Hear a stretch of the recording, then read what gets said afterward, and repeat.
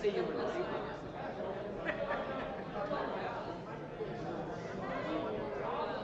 Well, we bought our house in 99. So we started, we were done with none. I gave them that. I returned the land. They just kept dying.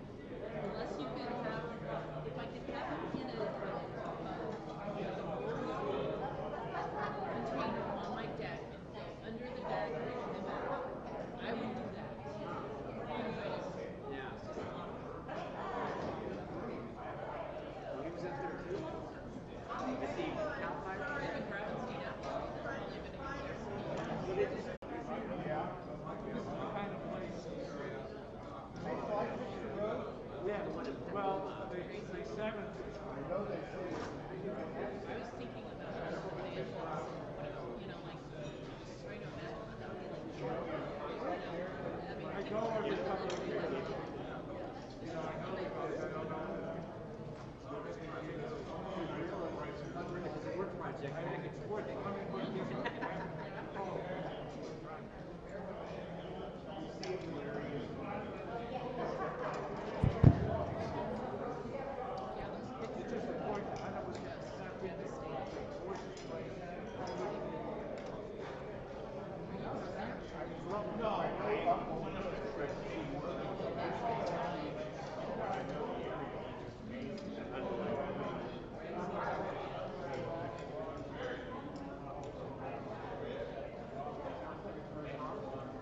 Well, it's lovely. I mean, it's nice and fishing weather. When was what time of the year was the Dixie Park?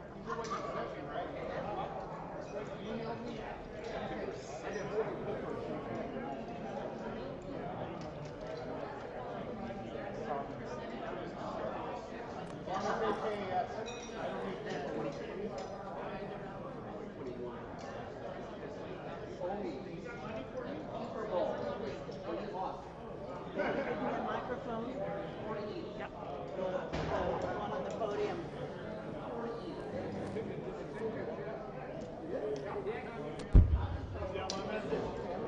Yeah, you got mine? I've got you one for next week.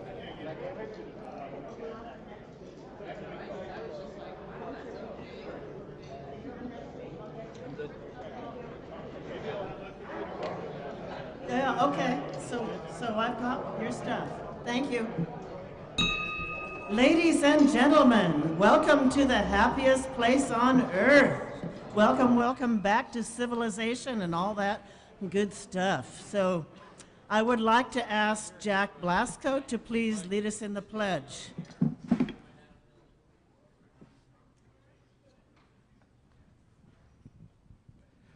Please join me in saluting our flag. I pledge allegiance To the flag of the United States of America and to the republic for which it stands, one nation under God, indivisible, with liberty and justice for all. Thank you so much, Jack. And then Gunther Meitberg has a thought for the day to share with us, and maybe some extras. Here we go. Wherever he is. Oh, come on. There we go. Okay, good morning, Rotarians. Okay, once you replace negative thoughts with positive ones, you'll start having positive results. And just, I want to take a second to mention the crab feed. When I first heard we were putting that thing in boxes and handing it out the window, I thought they were nuts. Negative thoughts, right? Only we had a good committee and we had a lot of good Rotarians, and they had positive thoughts and they made it work. That's a Very good. Nice of you to share that. Fits right in. Okay, and guess what's back? It's song time.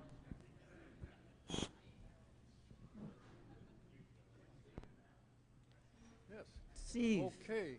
Oh, beautiful for spacious skies, for amber waves of grain, for purple mountains' majesty above the fruited plain.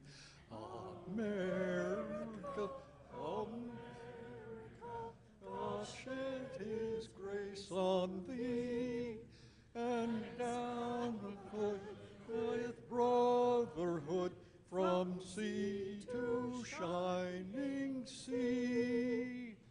Thank you, Steve. And Yay. we have a beautiful day to celebrate it. Thank you. All right. Do we have any visiting Rotarians today? Visiting Rotarian. Tom's pointing at somebody. I don't see any visiting Rotarians. Okay. Sounds good. I know we have guests today. If we could have some silence, please. All right. Ciao, ciao. Could we have silence, please? And we want to introduce today's guests. Hello, out there in television land. Okay, Frank, you want to introduce your guests today? Yeah, we need Mike. Mike for Frank. And my son says they know better than to give me a mic. Stand up. and this is my other favorite son, Timothy Mayhew. I don't think you've met Tom. I don't think I brought Tom to the meeting. Anyway, Tim has moved himself from Livermore back to Lawrence, Kansas. He fell in love with the town because my eldest granddaughter was going to school there. So Great. Tim is out to visit. Yeah, well, welcome. And then Jane, our extraordinary caregiver for Kathy, is with us, and Yes. and she's wonderful. She is. She's from Kenya, which is right next to Uganda, and we trade stories a lot.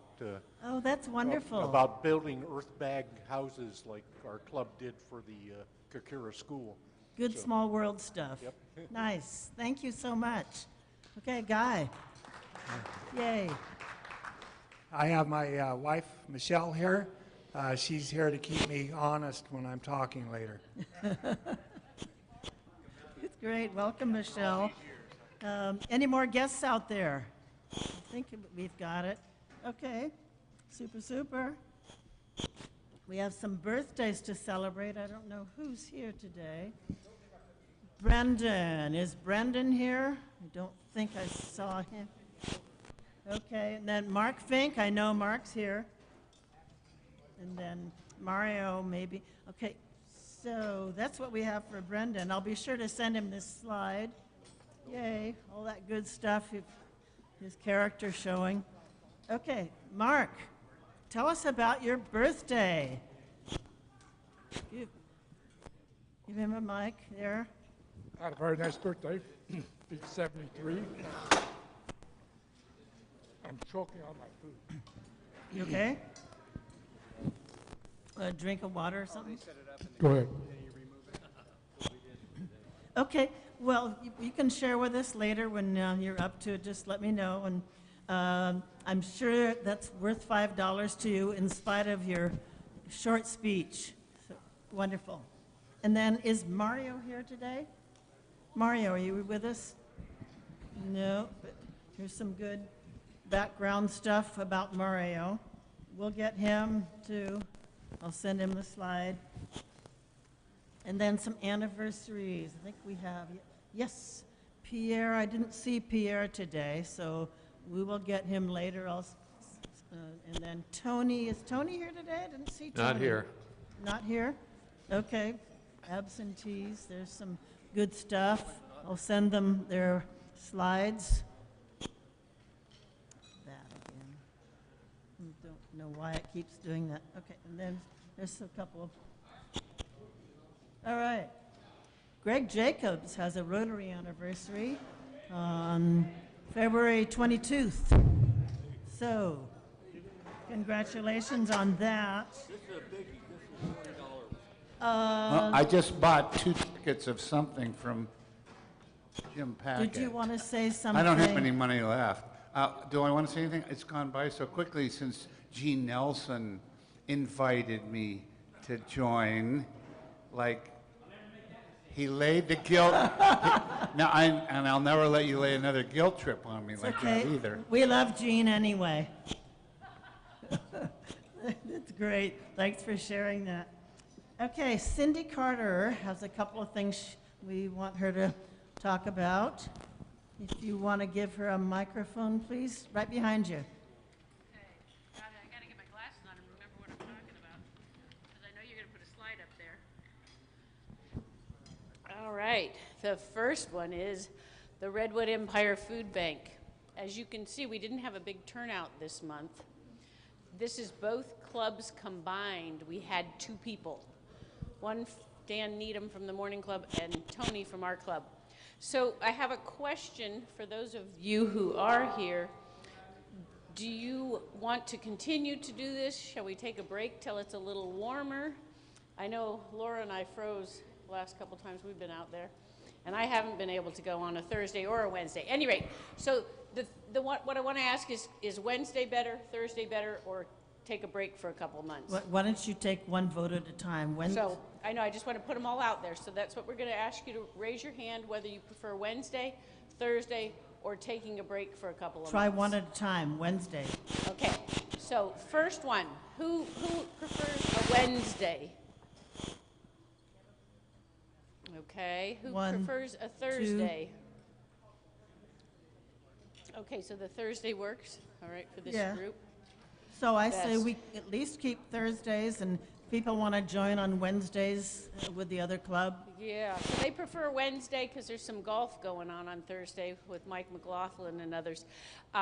So maybe we'll just keep switching every other month and show up when we can. Let's just try it and see how it goes. Now, with it outside, it does make it more challenging when it's cold. Yeah, since Dan's going to organize it, so, okay.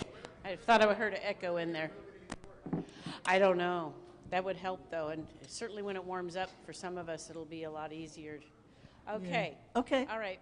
So we'll stick with the every other Wednesday, Thursday. Oh, boy, and this is still, even I tried to make this as big as I could, it's still very small.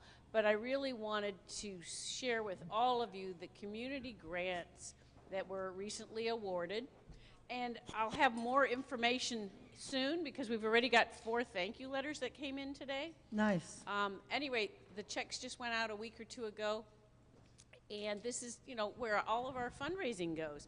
Other than, of course, the crab feed going to the teacher grants, the community grants are so sought after in our community.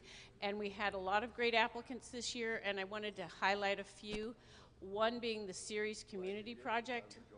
They are moving their garden, as you probably all know. They've lost their lease behind O'Reilly, and they're moving to the Sebastopol Charter location. And so that's happening, and we're also looking for a March 18th. So we gave them some money to build, to buy some trees and plants to get started over in their new location. But they're looking for folks and volunteers, and we're doing a Friday morning, March 18th. So far, only Amy Sass and I have signed up, and the Morning Club's looking for folks as well. But we're going to help them move their garden. They've got several days, actually.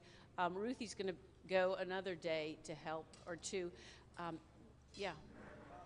That's my question. I have notes saying I can go other days, but are there going to be instructions? You just show up and say, here I am? I would just go on their website and sign up directly, or contact Evie Fassandini, their volunteer coordinator.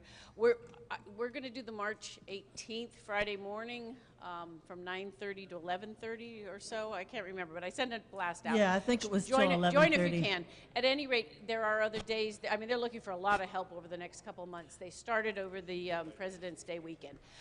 Other grants, let me stay focused back on the grants. Shoes for Kids, our very own Mariah, of course, leads this organization, this nonprofit. And for $50, we buy somebody a pair of shoes, a needy child that actually, they take them out and let them pick the color they want and actually fit them in the right size, because a lot of them are in, holeless shoes. And anyway, she'll share more about that later. The Senior Center, we're helping them to purchase some kilns. And the art center, some kilns and other equipment to improve their ceramic studio. Any rate, lots of good grants, and this will be published in the Apple Knocker so you can see the full list. I don't want to take all your time. Great. Thank you so much, Cindy. And Cindy, you might send out a second blast that has the website and the link to where they can folks can sign up to help, because that's a good project to volunteer for. Okay, I'm going to ask Keller McDonald to come up and talk about our upcoming big fundraiser. Ta-da!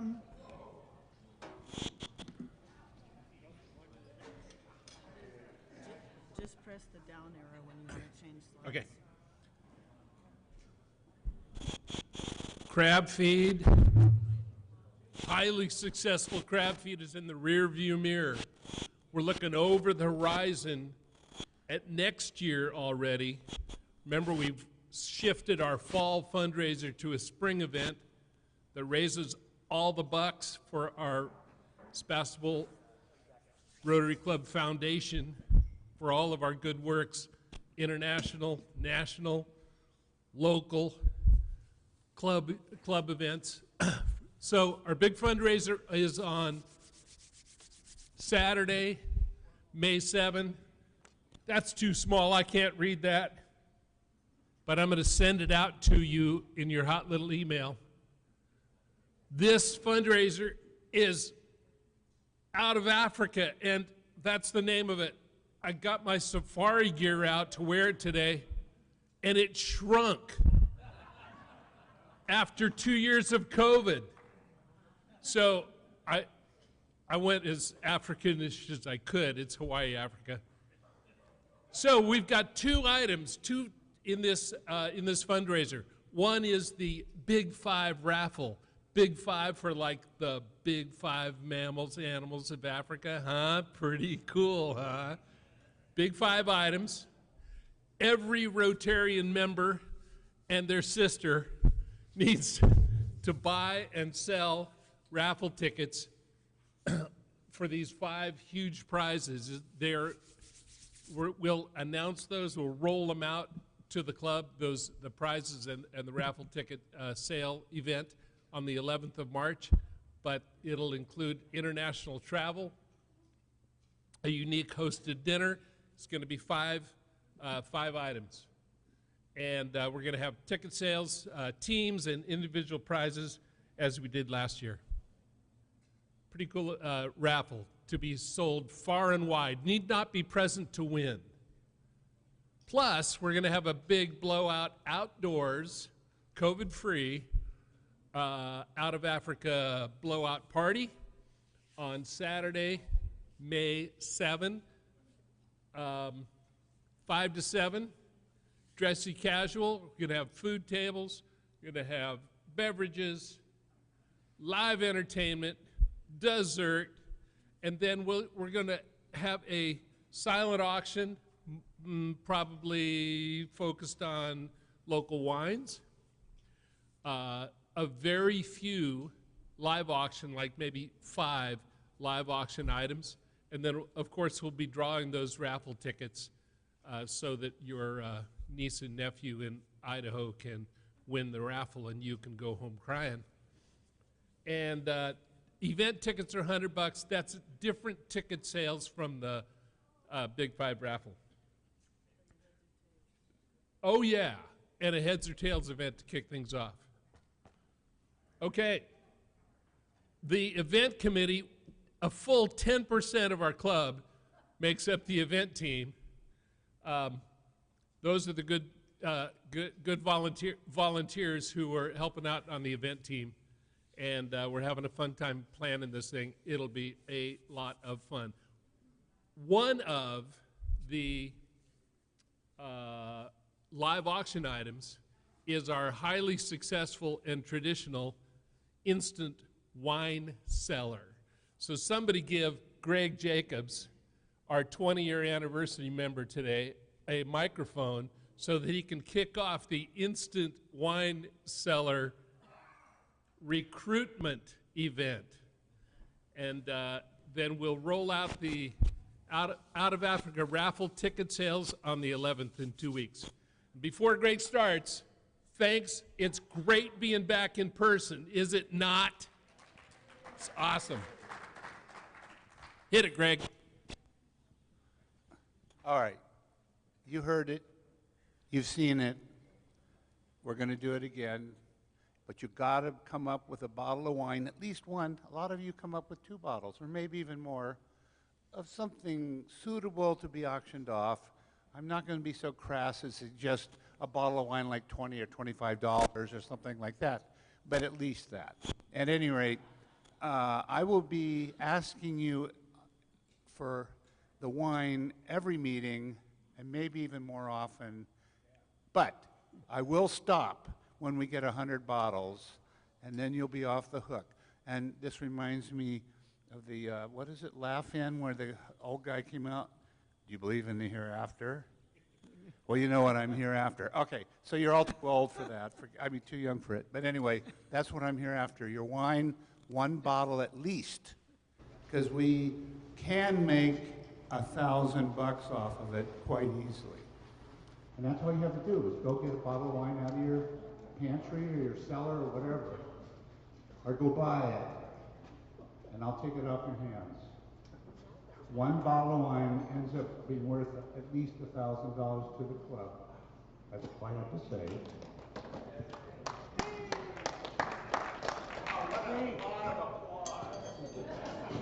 Thank you, Greg, and thank you, Keller, for all that great stuff.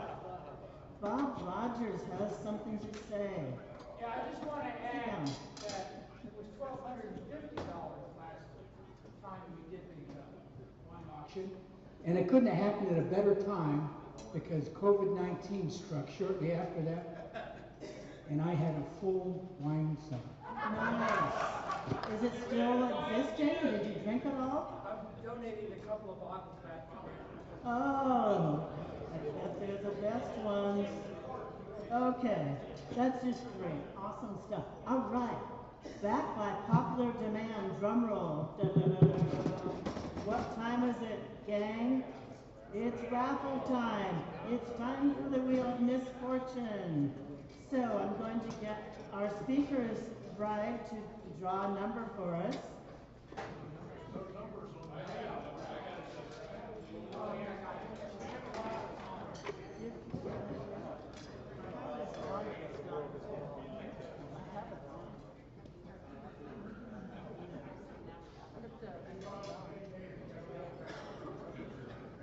Okay, number 116. Who has number 116? Hal Kowalwasser. What a guy. All right, step right up to the Wheel of Misfortune, and let's see what you got.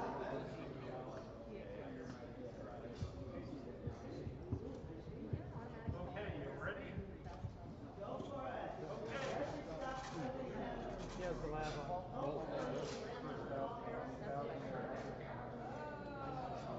And he owes us $1,000 for landing on the Rotary Founders picture. Paul Harris. Good job, Mr. Rye. Go write that down.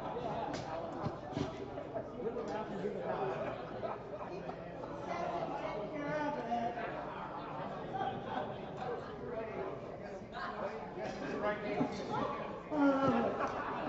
You're a good sport, Hal.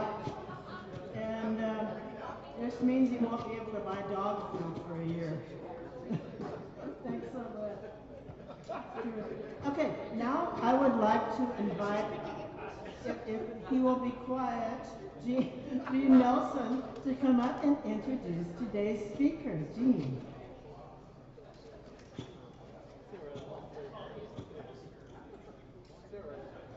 I'm also the scribe. Can anybody just tell me what the heck just happened up here? Take over control. I know they're speaking English, but I couldn't understand a word they were saying. We have a homegrown program today. Our program today is Guy Smith. Guy was born in Los Angeles. His family moved to the ranch in Sebastopol in 1954. He grew up loving anything with an engine, race cars, motorcycles, bulldozers. And since you need big trucks to move bulldozers, he also fell in love with big trucks as well. He joined the Division of Forestry in the mid-1970s, where he was a heavy fire equipment operator. Then moved on to creating vineyards and various agricultural projects. If you've ever been to his ranch off Fry Road, You probably also encountered Georgetown. His father, George, basically created an authentic Western town just off of Fry Road with an incredible array of antiques, including like a carriage from the movie Gone with the Wind, which Guy has carefully shepherded and been a wonderful steward all these years, and also just has been so generous. Talk about service above self. The community church, the Rotary Club Basketball, the hospital, any number of groups have been hosted by Guy and his family out in Georgetown over the years. If you haven't seen it, it is truly a West County treasure. I admire Guy for many things, but certainly his generosity, but also just his love of and care for the land, his sense of history, his sense of place. You have the sense that he knows this ground is indeed sacred ground, and has actually done quietly a lot of work on restoring the laguna on his land as well over the years. Guy's married to Michelle, who's with us today. They have 3 children, 8 grandchildren. And back in September, he took some equipment up to Susanville to help fight the Dixie Fire, and ended up spending just a little bit of time up there. And that is where the story begins, as he'll be sharing with us today his adventures and the story of fighting the Dixie Fire. Guy Smith.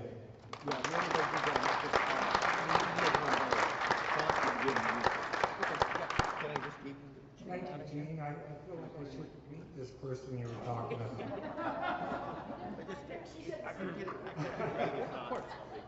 Oh, what the hell, let's just go with it. So, the Dixie Fire, I arrived at the scene September 6th, 2021. I was aware of the burn. Some of my cohorts had already been up there 2 weeks earlier. The U.S. Forest Service assumed that the fire was contained at that time. Well, unfortunately, the weather changed and there was a flare. So, it was time for me to act.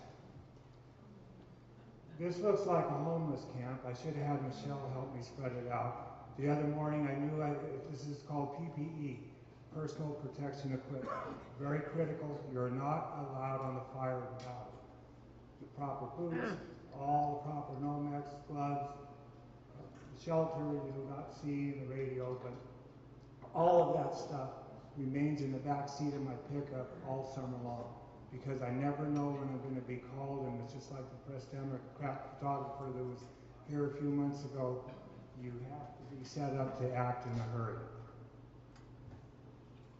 In the middle of the night, I first didn't get the call. It kind of came roundabout. I was upstairs sound asleep, so the partner that I work with these dozers had to call my son in Placerville.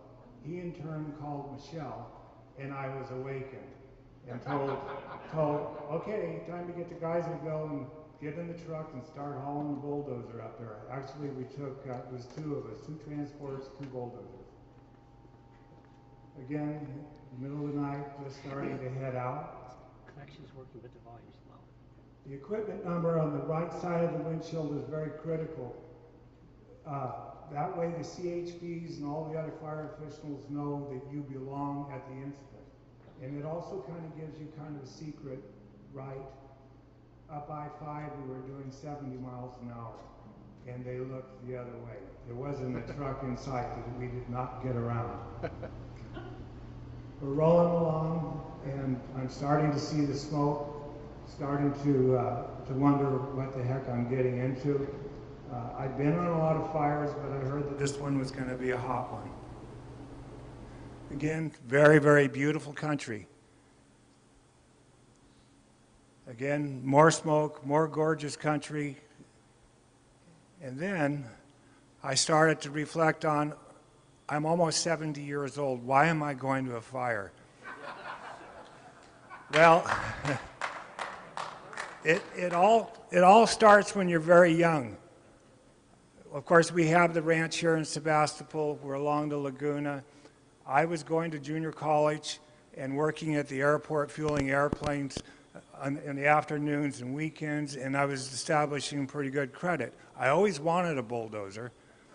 My dad thought, well, okay, if that's what you want to do. So I went to the Bank of Sonoma County, and sure enough, I had like brand new credit, so of course they approved me. So I went in debt, and I bought this Alice Chalmers. Well, first bulldozer in the Laguna de San Rosa taught me a huge lesson. It gets worse. I sank it. So what do you do when this happens? I was too naive to know any dirty words to magically get it out of the mud. So I went to some old timers, and this one fellow, Les Shook, came out and he looked at it and he said, well, I guess you know about getting stuck now. And then I learned the term, go cut a tree. So I had to go fell some trees, chain them to the tracks, and then eventually I walked the thing out of there. Big lesson. Well, now I was kind of in business. I was turning into the local bulldozer guy. A lot of the times I'd get a job pushing stumps at the neighbor's orchard. I had to get all my buddies together and we laid down tires on the highway so I could get it cross country to where I had to go. Well, inevitably I had to have a truck. Some of you may remember Miller Trucking by Ice Park, right beyond the fence from the baseball diamond. Harvey, you would remember. So this is my first diesel truck.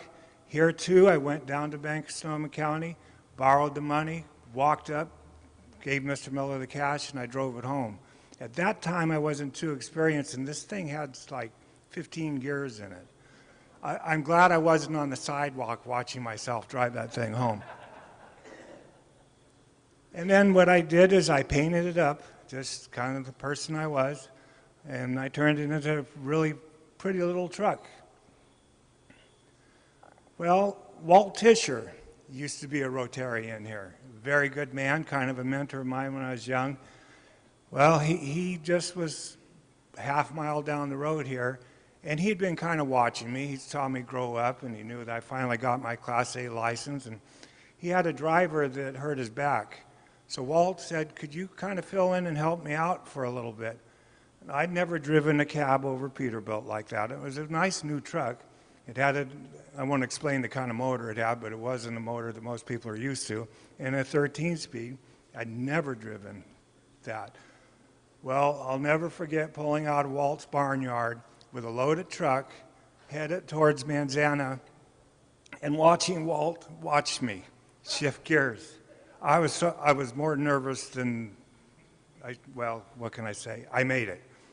So what I didn't know at the time, even though I was still going to junior college, that this truck would become my home for 2 years. I would end up driving this truck all the way up into Washington State, Oregon, Arizona, parts of Nevada, and up back and forth to LA more times than I could count. It was a good life experience for me. It was one that I'll never regret, and I'm really happy that not long before Walt passed away, I ran into him and I got to thank him for the opportunity and his faith in me, because he had to pay for an awful lot of overload tickets. The mathematics that are involved with loading a truck that size are something that doesn't come easily. So it was the Division of Forestry. I took the test, and again, I was maybe 20 years old at the time, and I passed the written test, and then I took the performance test, and it was on a newer bulldozer than mine, so it was one that I wasn't very familiar with, but I still, out of 90 candidates, got posted the number 3, which was way up there. So I did one term of the forestry of the summer, a limited contract. I had a lot of fun, and it was too much of a job for someone my age. I was too restless because, okay, is this better? Oh boy. So at any rate, I throughout the summer, I went to one big fire, the Marble Cone Fire down in Monterey, and then I went to a lot of smaller incidences, And then I had many situations where I arrive at the scene and not even unload the bulldozer. Well, when you're 20 years old, you kind of have ants in your pants. It just wasn't right for me at that age. And what does a young man do when you're at the forestry station all day long waiting for a call? A good friend of mine had had a racing accident with this car. I bought it from him. I brought it home in 2 pickup loads in pieces. So at the forestry station, very quietly, I started to restore the car piece by piece. I still have it, by the way. And Michelle says if anything happens to the two of us, she's keeping the car. So after the term with the forestry was up, I had had the Soylent Company. I grew up with the 2 Soylent brothers. And in fact, Al Soylent had a lot to do with teaching me how to drive big trucks. And he said, whenever you want to, we want you. And of course, when I was being taught how to drive them, I was under 21. I wasn't old enough to drive for him. Well, I'd finally turned 21. I termed out with the forestry. I called Al and I said, well, this next Friday I'm terming out. The following Monday, I went to work for Soylent Pipeline. Well, I wanted to experience bigger equipment. I got to. I got to move equipment all over 3 counties here in Northern California, really big stuff. And their trust in me meant a lot to me. The experience of the whole thing was really something else. And I just stayed with them for many years. And then eventually they decided to get out of contracting, so I had to do something else. Well, I ended up working for Gallo Sonoma, developing vineyards, and then eventually, and the reason why now, well, actually, in the summer months you don't very often see me here, I'm out doing this with my son. We're loading logs. We're doing a project for Lee Martinelli, and logging it gets in your heart. Harvey Henningsen knows this. It's something that not everyone is going to like it, but it's something that we love, and we just happen to do it pretty well. There's the log truck after I'd been to the sawmill. There's nothing like the feeling of delivering a load to the mill and then coming home with a dolly bunked up like that. It's just a very gratifying feeling. So I put this picture in here. This is actually my favorite tractor. It used to work fires, but anymore, this is called an open ROPS tractor. ROPS meaning rollover protection. So the operator in that Caterpillar, years ago on a fire, everybody was like that, so it was no big deal. But you get older and you see people with enclosed cabs with air conditioner and so on, you're thinking to yourself, well, that's much more appealing. So this tractor, I only use it for agricultural work now. So back to going to the fire. I'm just arriving in Susanville, and the first thing you do when you arrive at base camp is you go to the briefing. They want to brief you on the incident, where the hot spots are, what the weather conditions are, what they're predicting to happen to the fire in the future. And a very important part of it is mapping. The whole thing is, the site is very well mapped, very, very impressive, the work that they put into it, and they need to for safety's sake. Susanville branch, see the little crisscross area? That's pre-existing fire line. It's very important to be aware of where that is if you're on the incident and there's a flare-up and you have to escape in a hurry.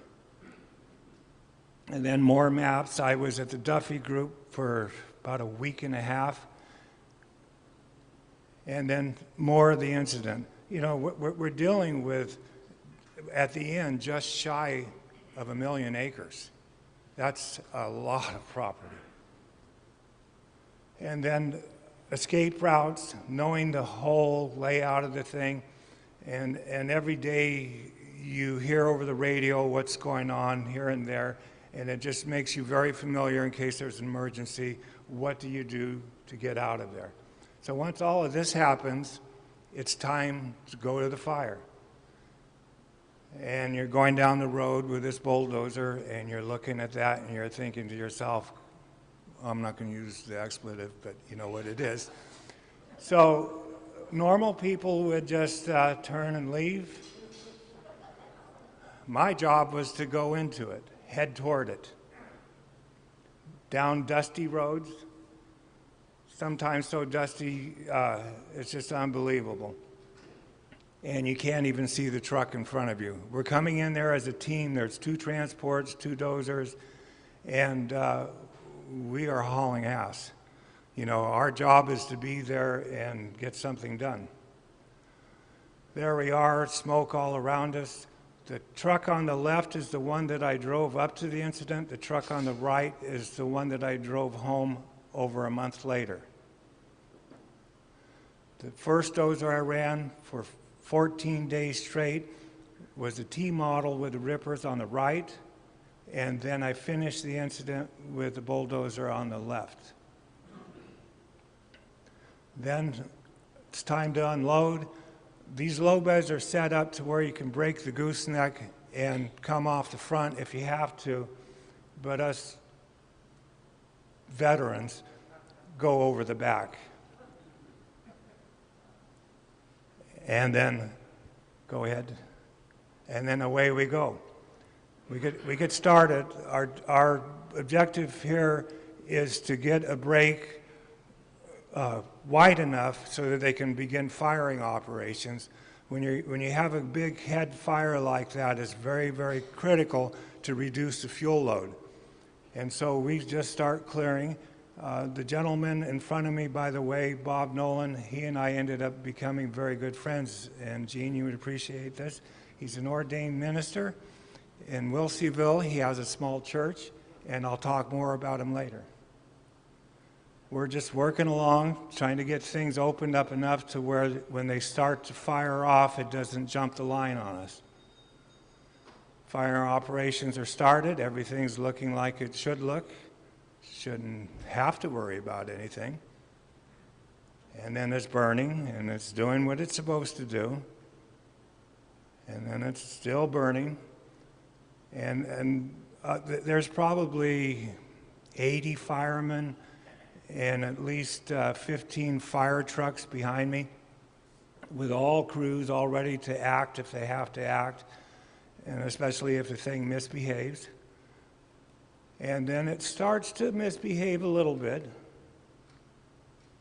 And then we're still just kind of working and, keeping radio communications between all of us, hoping everything's going to go just fine. And remember, we're just starting on this fire. And we know there's a huge, Harvey Henningsen has a question. When you're going through the forest with your tractors, you're not pushing trees over, you're clearing the underbrush. What is your objective? I love trees and I kill trees. Okay? I'm like a person that loves cattle but eats meat.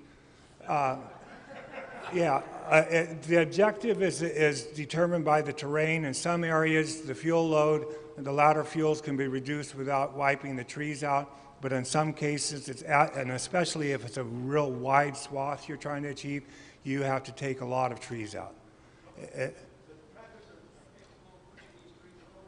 Some trees will walk right over. Other trees, you have to talk to them a little bit. Okay? So the wind changes, the fire just starts to act up a little bit, so we have to kind of keep track of it, and then now and then you get a dead snag that does this, and if you see it on the line, you immediately go over to it and push it into the burn. Everything goes into the burn. You don't push it away from the burn because you're just going to expand the fire. And then we're kind of parked for a while, and we're watching the firing operation go uphill. And you can barely see there's a snag up there. We call those Roman candles. At a point a little bit later, by then I didn't have time to take pictures, that thing took off. And it was like a 100-foot tall piece of flame right in the center of the picture. So all the firemen are all lined up. The burn operation is looking like it's going to go okay, that they're going to meet their objectives. But then we look to the east, and I see this. And then we're talking on the radio. Well, I'm sorry. Well, that'll work anyway. So we're talking on the radio, and then pretty soon CAL FIRE calls me and Bob Nolan, the other operator. We kind of teamed up, and they say, we have a burn where it jumped the line about 2.5 miles back towards Susanville. By then, we were 10 miles from the transport, no time to go get the low bed and move it, so we were told just go down US 44 with the bulldozers in high gear. We were escorted by CHPs, and I really wish I had a picture because, you know, you don't always get to do that. So, high gear bulldozers flying down the highway, fire truck sitting there, escorts us off the bluff, down through a fence, and then, go ahead. We start to ring the fire, and we finally get it kind of captured, and then we're in this huge meadow. We have a little bit of downtime, and then we just watch the firemen work. And then a CAL FIRE guy comes over and he says, well, we have some historic structures that we need you to go cut some line around. Well, I'm a history guy, and that sounds pretty good. So we drive across the dozers across this huge meadow, and we find this kind of stuff. We start cutting lines around them, and we're kind of snooping around, Bob Nolan and I, and in this one structure, we go in there, and there's markings on a wall, shot a bear here, 1937. So that was pretty cool. And then in there, too, there was like cans of food where hikers go through. They take a little, leave a little. You know, that's just the way people do things. A lot of weird structures. This was part of a huge cattle operation. Very, very unique stuff, and I imagine it went back to the turn of the century. And the water tower, how to railroad ties, I thought that was pretty cool. So Bob Nolan and I are there just kind of talking, and you know, we had enough time over the few days there to talk a lot about religion and a lot of other things. And then I told him when I was going across the meadow, gosh, I wish I would have had one of my old dirt bikes here. Because, I'm a motorcycle guy. It's never going to leave me. So at any rate, we're talking, and then Bob says, so you like old vintage bikes? And I said, oh, yeah, I motocrossed when I was young. It turned out 50 years earlier, we raced against one another. Yeah. Me, 18 years old, flat tracking. 19 years old, when motocross was just getting started in the United States, and my heart wants to still do that. My brain tells me no. I do still have that motorcycle, and Michelle knows it. I have a collection of restored motocross bikes that mean everything to me. I never really got much into road riding. I did a little bit of it, but I think my personality was just too anxious to be out there on the road with cars. So enough of that. Moving on, had to relocate, dust, smoke, dirt. We got to go out there somewhere and find the transport to load these bulldozers again.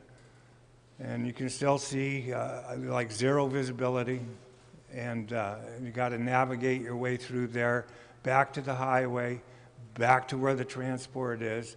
And this is a lot of seat time in a bulldozer doing nothing but moving it to a new location. And then finally, we're up on the low bed. We're headed to a new location. And we're on our way to Chester. And just to the left of the tractor ahead of me, or the transport ahead of me, you can see a little square sign sitting there.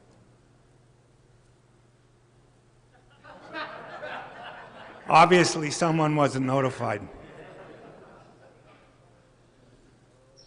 So we arrive at that part of the burn, and now it's time to just kind of regroup, get a plan together.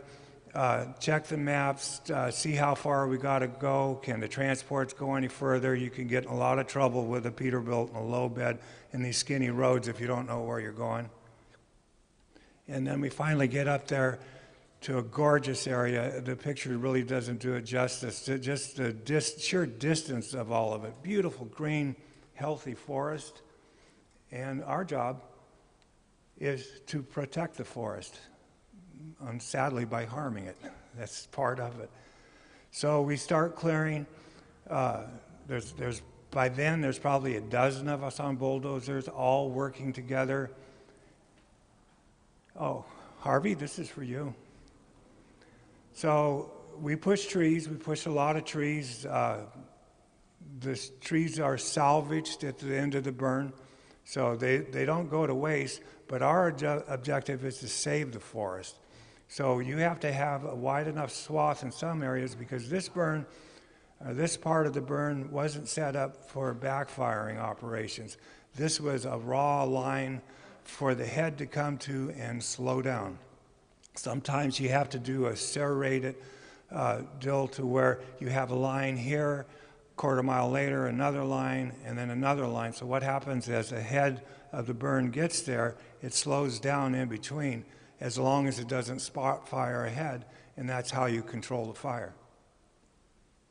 Again, still working, beautiful, beautiful, healthy forest, not really up close to the burn at all. It was actually a safe operation. This is when it's kind of enjoyable on a bulldozer because you can get out and visit with the other guys and, you know, discuss where we're going, what we're going to do when we get there. And then it opens up like that. In this area, I was selecting and keeping certain trees because if the fire didn't get there, we wanted a healthy forest to remain. And then it gets very thick.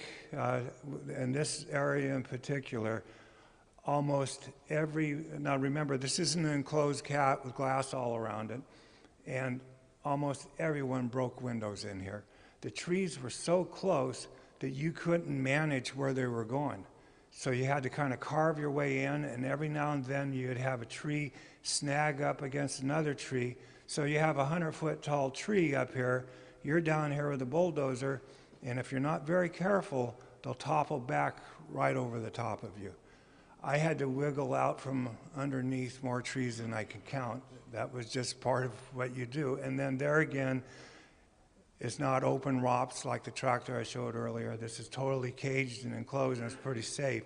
When I finally broke a glass window, a top of a tree came down and just speared through it.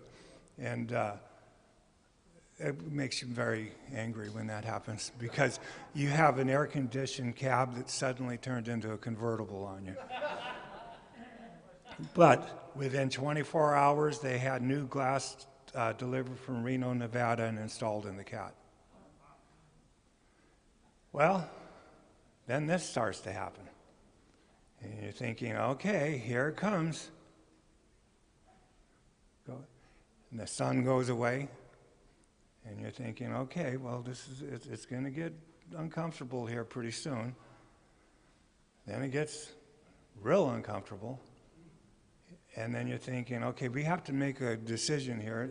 And you know, there's quite a few of us on bulldozers. And we know you can't fight that. I mean, you can do a lot of things, but you got to choose your enemies or choose your battles. That's a battle we would lose. So every now and then you have to say, okay, we have to go find a safety zone and we've got to do it right now. My cat has GPS on it. Mapping. Mapping is, that's how you survive a burn.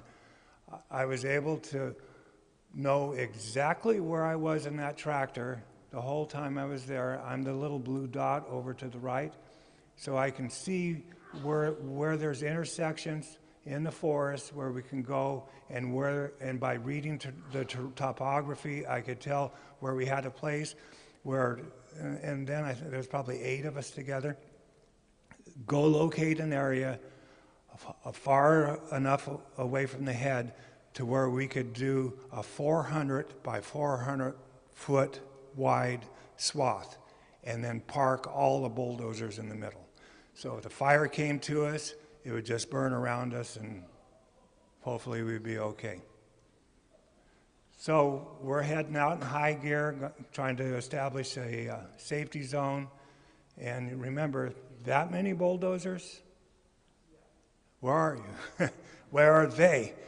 We had our lights on. They don't do any good in the dust. In fact, it's like fog. It even makes it worse. It just reflects back, and then it's, useless.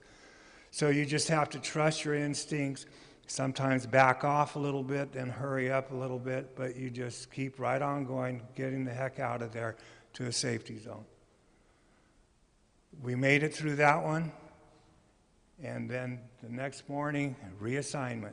Time to load up the dozers again, and deep into the forest we go. That area that you just saw the hood of the Peterbilt driving through, same area 24 hours later. We see? Now look at it. That's how much clearing we did in 24 hours. And we just kept working it until it looked safe. And then again, Harvey, we saved certain trees if they seemed like we could get a sufficient break. Still working. And then night operations. Part of it, too, is having to run at night. I don't really like to do it too much anymore. But I've done plenty of it. The problem with night operations is you can't see obstacles very well. You can see the other tractors very well, but you never know what you're going to, you could have a spot where there's a drop off, where all of a sudden the front of the bulldozer's tipping over into a little crevice and you pucker up. Shoving trees at night, it has to happen, so we do it. And still doing it. The worst thing on the Lassen part of the burn is the volcanic flows. Fire is one thing, rocks are another. Rocks, they can get you in trouble so quick. I had one situation where it was extremely steep and I had to go be the first bulldozer down a ridge. I think it's because of the gray hair they asked me to do it. Or maybe I look stupid, I don't know. But at any rate, I said, okay, I'll do it. And you can run a dozer on very steep ground, but you do it very, very slow. You inch along, low throttle, and you're very cautious because if you ride up on a stump or a rock, you could very quickly have a serious problem on your hands. So in this one situation, I was going down, and there was volcanic rock I'd hit every now and then, and when you hit it, you don't just blast over it. You got to back up and just start edging your way through it until you get down there. I was the first cat to the bottom. I had 3 others following me. It was so steep I could not make it back up out of the canyon. So I had to wait down there for a couple of hours for the other cats to come through and widen the path that I pioneered. And then we finally got up out of there. And again, more lava flow. The last eruption, the last one was 1919. This lava looks like it just happened the other day. And it has its own beauty to it. The bulldozer takes a beating. When we arrived at the incident, that bulldozer had fresh paint. It was just a glorious cat, and now it's a veteran. Maintenance is a very important thing every single day because you're in so much smoke and dust. You have to clean all of the air systems, the air cleaner for the main engine, your air conditioner, screens all have to be cleaned, and then oiling and so forth. Maintenance takes up 2 hours of every 24-hour period. Dust blowing out of the radiator, that's my partner, Dave, that I've worked very closely with. And then, that's a wide track right there. I'm kind of proud the way we left it. I'd love to go up there this spring because we've developed meadows that are probably very nice. And I don't think this area ended up burning. Tree falling. Sometimes you have tree fallers on an incident. It's a very important part of it. Again, we're making choices of which trees to keep, which ones to take. Sometimes the forester will come by and say, okay, well, we better go ahead and take these just to be safe. So, and I'm working very closely with this pair of tree fallers. As they dump them, I'm getting those trees, because they're green, away from the burn, not into the burn, so they could be salvaged later. So I'm looking at this little person right here, and I think, wow, that's a really short tree faller. And so I'm just like, you know, impressed. They're making, because I know a lot about cutting trees. I've done it for a long time. So I'm watching, go ahead, and I realize there's 2 ponytails. Dudes have 1 ponytail. Something's going on here. And making nice cuts, Barbara. I told her that she is going to be an inspiration to a lot of young girls, and I'm very, very proud of her. She did a good job. And then I was talking about trees. This is me in my 20s. What a skinny shit.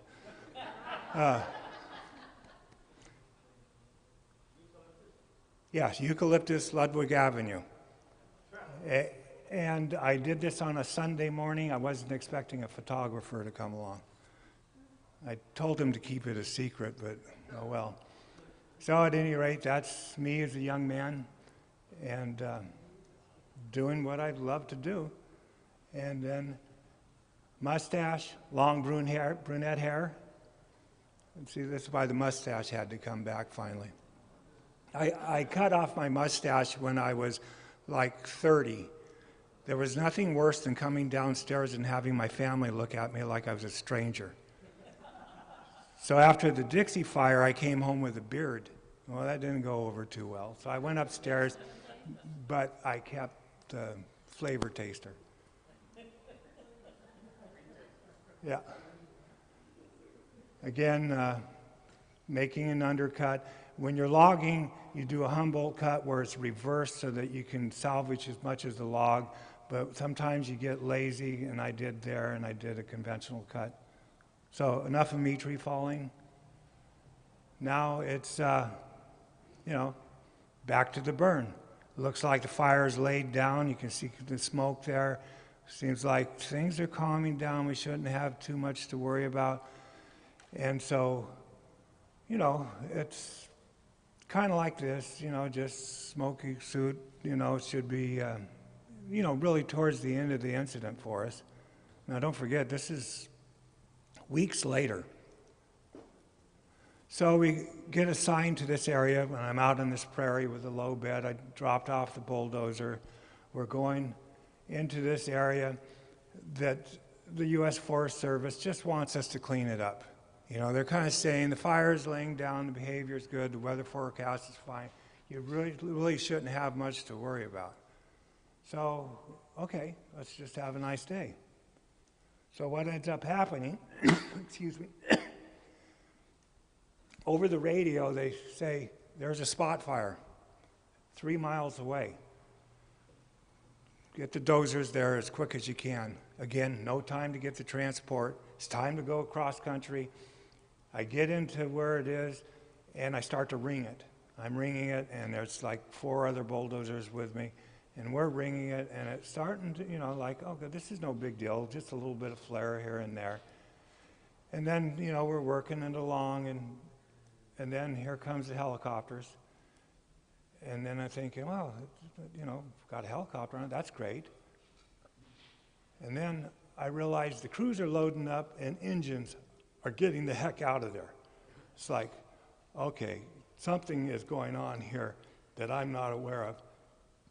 About then, I get hammered by a helicopter. That's not just a bad picture, but that bulldozer is soaked with water.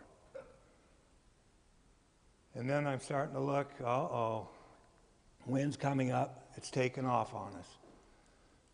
So we realized we've got a bad situation here.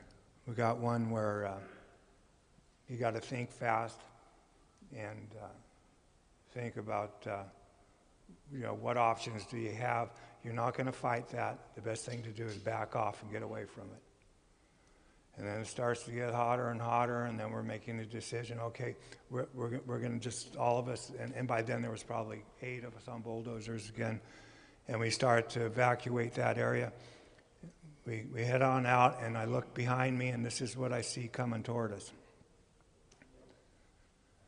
And then it's lighting off like this. There's, again, nothing you can do. If you look down in the just where the hydraulic ram is on the dozer, you see a second dozer right there. And there he is. He gets next to me. This is where we just were.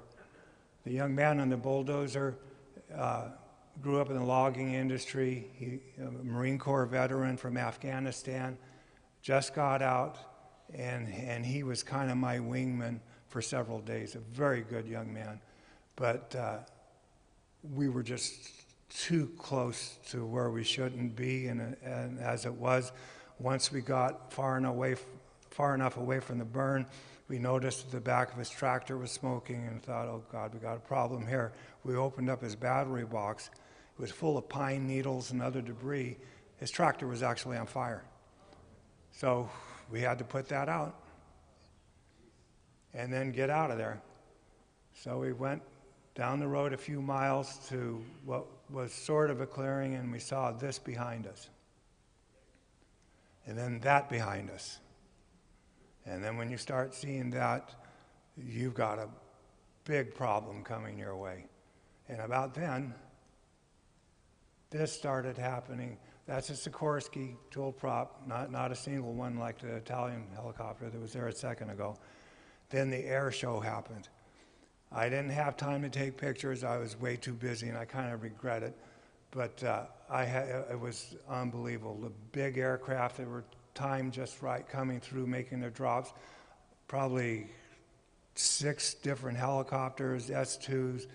We had it all. Every aircraft at the incident was committed to that part of the fire.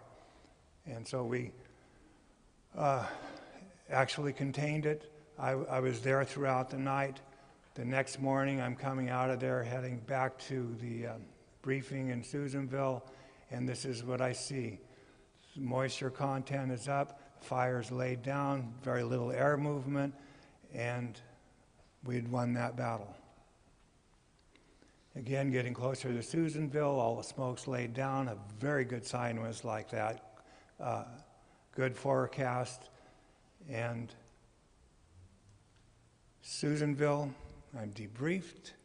I sign out and told we've done it. We'd contained the Dixie Fire.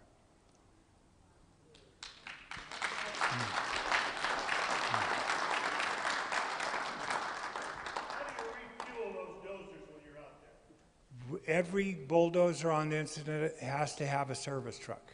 And also, when we're transporting the bulldozers up the highway, we have to have a pilot vehicle. So everyone has a maintenance vehicle, and every bulldozer is fueled twice a day. Twice a day? Rick? Guy, 2 questions, if I might. The first one is, if the proverbial shit's in the fan and it's time to evacuate, how long does it take to put the bulldozer on the tractor trailer and get the legality? I'm glad you asked that, because there are times when the transport can be, and in one point, just before I went to Chester, the bulldozer was 40 miles away from the transport. We had actually gone cross-country of those tractors the same distance as from here to San Rafael over a few days. And second, Gene Nelson did a fabulous job of introducing you, but the one thing he didn't tell us about out in Georgetown is Fred McMurray's book collection. Tell us how you ended up with Fred McMurray's library. And I think we're all old enough to remember My 3 Sons. I actually got Kate to speak here at the Rotary Club a few years ago, and eventually she'd like to become a member with us. I grew up with the McMurray family. Not only was my dad involved with Hollywood and knew Fred and some of his peers, but because we were cattle ranchers, we used to go over to the McMurray Ranch and pick up drop calves. So I spent many times in the back of a pickup truck holding a baby calf coming from their place. I think you... So with the wind, obviously, the fire, Yeah. How do you choose how big of a break is appropriate? And obviously, conditions have to be set. I mean, if it's heavy winds, probably no break is going to be. So what are the metrics there in your decision making? That's why sometimes fire explodes on you. There can be misjudgment. Every fire is different. Everything has its own individual learning curve to it. It's vegetation, terrain. You can kind of predict hot spots by airflow. Airflow is a very important pattern, especially where there's canyons and so on. They act as chimneys, and you want to stay away from them. And if we know it's not going to be a backfiring operation, and as I said earlier, if we know it's going to be a staging operation where you want to slow the head down, we'll go for a wide swath, sometimes 8 bulldozer widths across. Oh my God, I never thought I'd be in this position. Bob. Yeah, not to get away from the fire, but some years ago, Pacific Coast Air Museum was a recipient of the first responder on 9/11, the F-15, and I know that you went down south, picked that up, put it on a flatbed truck, and brought it back to. That's another story in my life for another program after I've taken a break for a while. But yes, I hauled that F-15 from Arizona. And I'm supposed to get an F-18 out of Miramar sometime this spring. Yeah. We talked about equipment and all that dust and smoke and everything on them and what you had to do to keep them running. How did you keep running? Because we know, as a member of our club a few years back, you didn't have a voice. So there's part of your body that is... It's probably from doing this. Yeah. Were you masked this whole time? No. I had a bulldozer that had very, very good air system in it. Very quiet bulldozer, extremely tight until I broke the window. No, it was very, very comfortable, modern tractor. Robin? Have you ever blown a track on what happens? Michelle is grinning. Oh, you can take a pretty wild ride in a hurry. Yes, I've had tracks come off of bulldozers a lot, not so much with the new ones. I ran a D9 years ago that every now and then when you were backing up, a track would come off the idler, and the second that happened, it would just lay over kind of on its side, not roll over, but just lay over, enough to scare the hell out of you. And then I've had some of my older bulldozers, and a track never comes off on flat ground. You're going to be in an interesting predicament to begin with, and then all of a sudden you get a really big thrill, and then you cuss like hell, and then you know you got a couple of days' work putting it back on. Okay. Harry? Okay, you got your transport 10 to 40 miles away, Yeah. and you have to get out of Dodge. How fast do those cats move? Oh, but these new ones, I could probably get up to like maybe 20 miles an hour, and your teeth are rattling, and you're rattling, because the suspension is made for traction, not for comfort. Yeah, I mean, faster than I can run, you know, so. No, sometimes the scariest thing about a fire is that it's not just the head, it's when it starts to spot on you. So sometimes you're here, you're in a comfort zone, but way over there 2 miles away, it's starting to light off. And then that's when it gets super, super dangerous. Go ahead. Guy, you seem to describe a situation where you're one part of a huge military operation.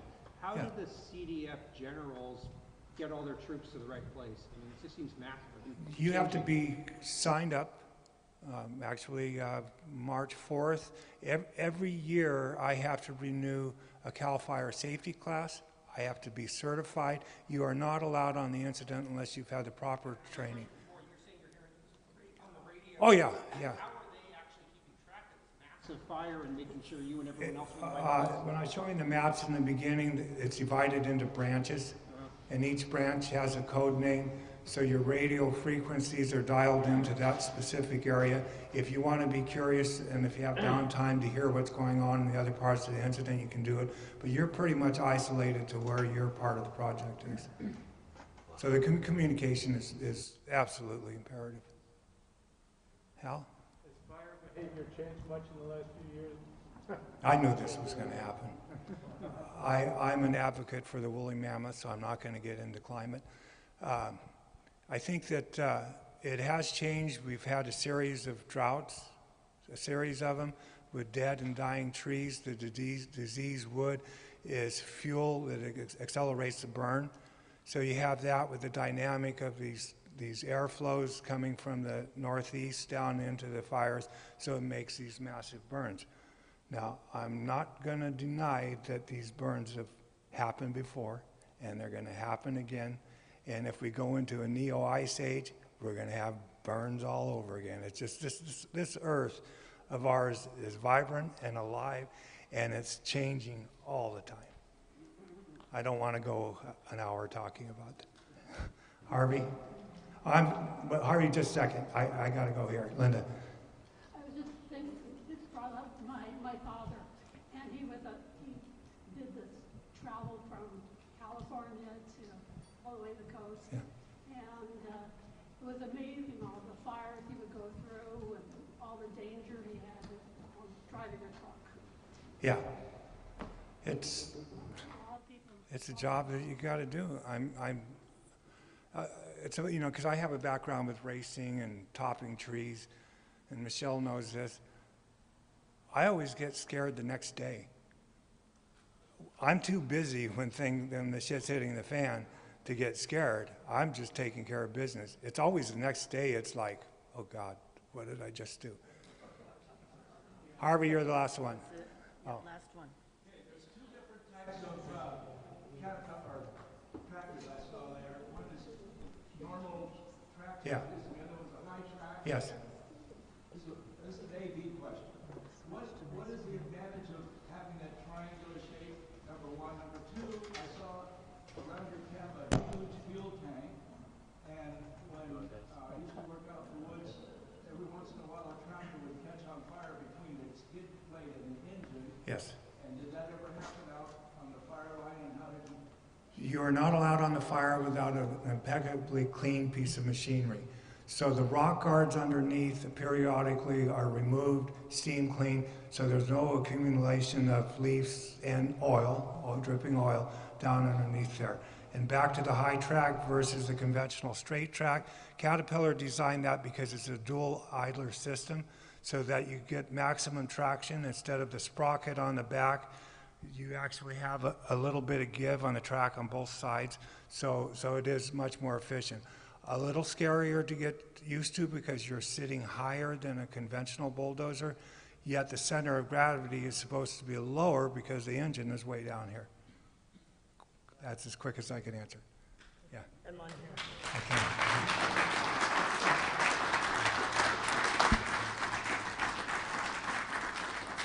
That's fantastic. My gosh, what an experience, and what a great history before that.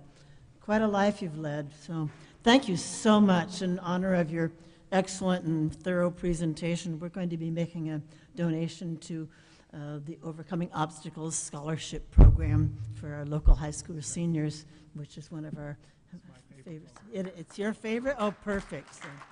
So I want to thank you so much. A quick thing in closing, I have been collecting a garage sale of things that people have been leaving here, and you might have to pay a fine to get them out of jail.